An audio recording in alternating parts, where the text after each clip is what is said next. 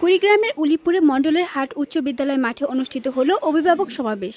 শিক্ষার মান উন্নয়ন এবং অভিভাবকদের দায়িত্ববোধ বাড়াতে এই সমাবেশের আয়োজন করা হয়। বৃহস্পতিবার 17 জুলাই দুপুরে বিদ্যালয় প্রাঙ্গণে আয়োজিত এই সমাবেশে সভাপতিত্ব করেন বিদ্যালয়ের আহ্বায়ক কমিটির সভাপতি এবং সাবেক চেয়ারম্যান বীর মুক্তিযোদ্ধা মোহাম্মদ আফতাব উদ্দিন মণ্ডল। অনুষ্ঠানে আরও উপস্থিত ছিলেন উপজেলা নির্বাহী কর্মকর্তা নয়ন কুমার সাহা, বিদ্যালয়ের ভারপ্রাপ্ত প্রধান শিক্ষক দীপারানী রায়, বীর মুক্তিযোদ্ধা মোহাম্মদ আলী, মোহাম্মদ সিদ্দিকুর রহমান বাবু ও মোহাম্মদ শহীদুর রহমান।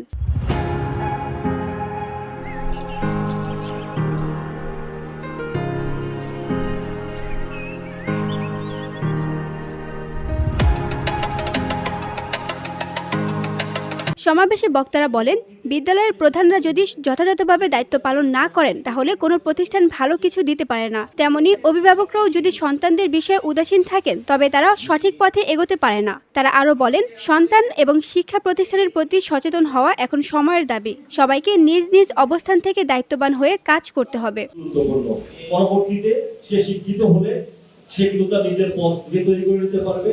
সে আপনাকেও পরবর্তী জীবনে ভরণ পোষণ করে স্বশিক্ষায় শিক্ষিত হলে সেটা কিন্তু করতে পারবে। তুমি চিঠি পাওয়া মাত্র চলে আসবে, বাবার কথা শিরোধার্য, পড়াশোনা বাদ দিলে চলে আসলাম, প্রধান শিক্ষক হলাম।